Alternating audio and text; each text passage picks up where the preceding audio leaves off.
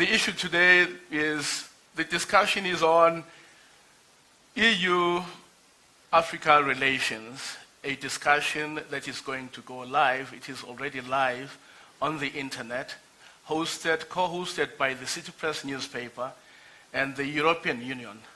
Of course, the huge element or a major element of the discussion would be the role of youth, because whatever we do today will have an impact on the future, and whatever we do today will be the inheritance that we leave with them.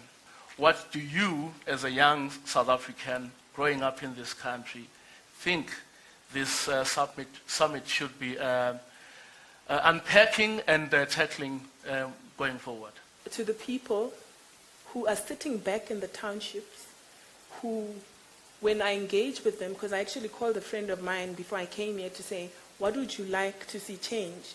Because all they talk about is, I'm going to be a councillor. It's politics. It's all political. I'm going to be a councillor. I'm campaigning on the ground, and I'm going to get a tender. But what we don't realize is that in most of these communities, there's only small municipalities, and the municipalities are not able to cater for everybody. So what they are then exposed to is maybe the supply. They cannot participate in the professional services that the municipalities might want to, the opportunities that the municipalities might have for the people. So they are sort of left out. So in my view, relevant skills development. My aspiration in particular about that area, now that we touch base that it's having that background, is to make it a point that we claim the economy back. Now, the question is to how do we do so? You see, at Eastern Cape you have many development, but the development that is there is the development that does not cater for people who are staying there, because a private sector does not absorb people from rural areas, because there's that stereotype that they don't have skill. Now,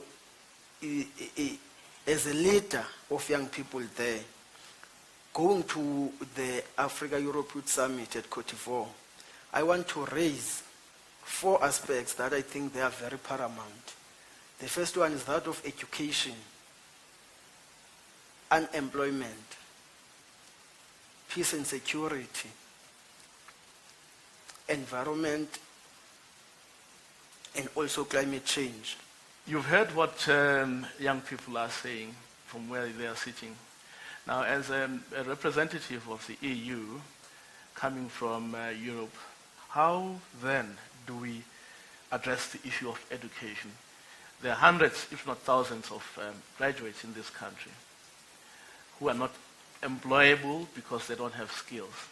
Yet this country imports lots of skills from Europe and other neighboring countries because this country doesn't have skills. How do we break that conundrum? I'm the head of a division in Brussels in charge of the diplomatic relations between the European Union and 14 governments, those of the Southern Africa region. So the idea is let's work together. Let's be strategic, both the European Union and the African Union, but also the governments. To be strategic means to focus on some particular sectors, and Melikhaya already raised the most important: education, peace and security, environment. What we do here in South Africa concerning education, employment, and also raising awareness. We have a delegation and they are hardly working on sectors, 2 sectors in particular, education and vocational training. Both in view of helping this government, the country, to create jobs and growth. So, first of all, on education, what we do is, in particular, we try to help the services, the ministries, to be ready, to be to the point concerning the challenges. I know that it's 22% of the budget of this state is devoted to education.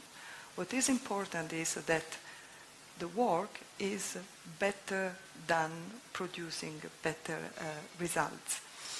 And when I learned that in this country 2 out of 10 students don't fulfill the matrix, this is a rate which raises concern. So we are contributing to increase the capacity of the services to respond to the challenges. We raise also, this is what we call capacity building. So to help the institutions, the civil servants, to improve the offer, the quality of the education. Then we help also concerning the training, the vocational training, because this is the point. There is a huge investment on education, but when young people do not fulfill the matrix, then there is a problem. They need to go back and to invest their efforts in vocational training, because otherwise they will reach the age of 35 years old and they will be simply out of the system. And this is a waste which a country cannot afford.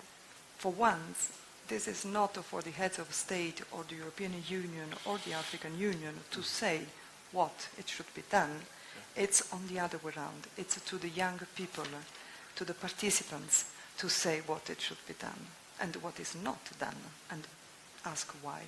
So I think that this is the peculiarity of this process, is to reverse it. So the ball is in their court, basically. Yes, and this is why Lovely. now the burden Lovely. is on the other side. Lovely. Okay.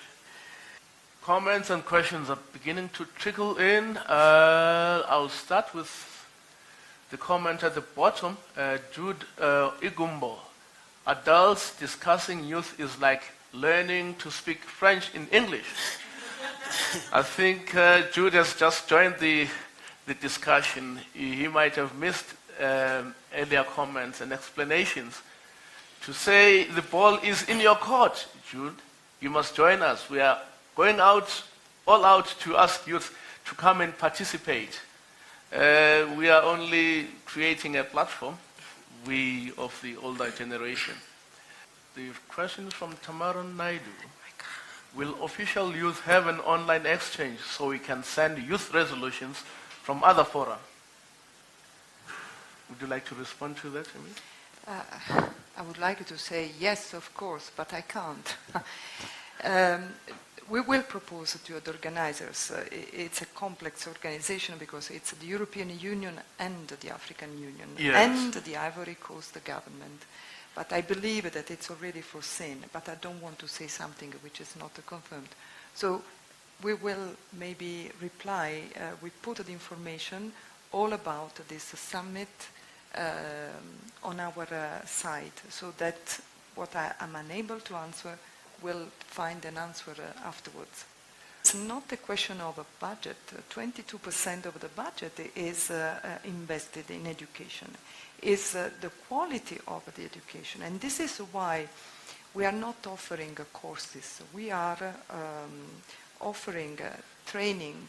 We are offering also exchange of practices, looking at experiences like in Germany or in France or in Italy, and try to have exchange of views, how to improve the quality.